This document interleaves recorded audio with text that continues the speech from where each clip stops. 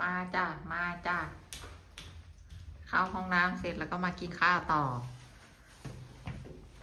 เดินนั่งค่ะ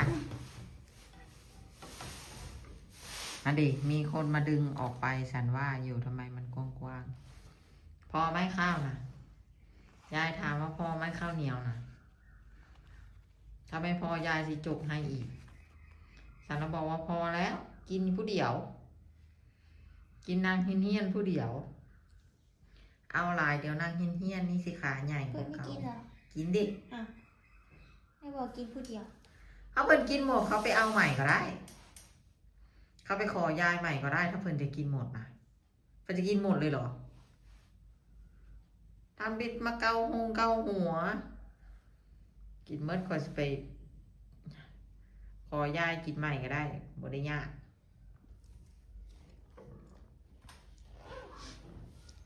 ซิมดูสิวานกินเงินเรียนก่อนเลยคนหนัก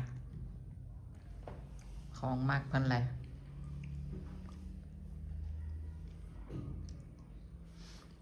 มันไม่ค่อยเผ็ดเท่าไหร่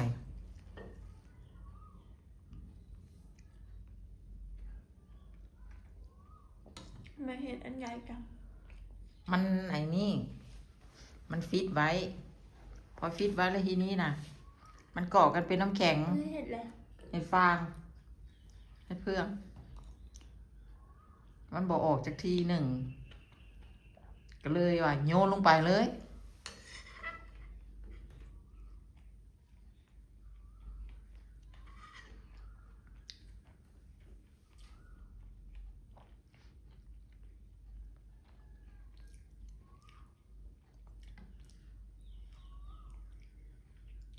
เพิ่นบ่เบื่อแบบเมื่อก่อนก็กินคนน่ะ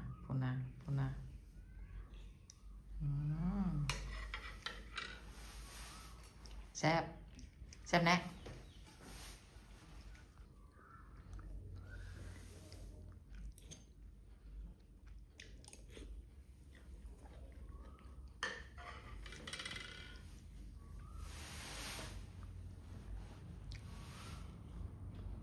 เอ้ามากินละคือกินหน่อยแท้คืออิ่มไม่แท้มื้อนี้ไปกินหยังมาแล้วว่ามาดูน่ากินบังฮะน่ากินบังเป็นอย่างไรราเมงไงไปกินราเมงมาแล้วถ้วยหนึ่งบางเงี้ยเพิ่มเส้นด้วย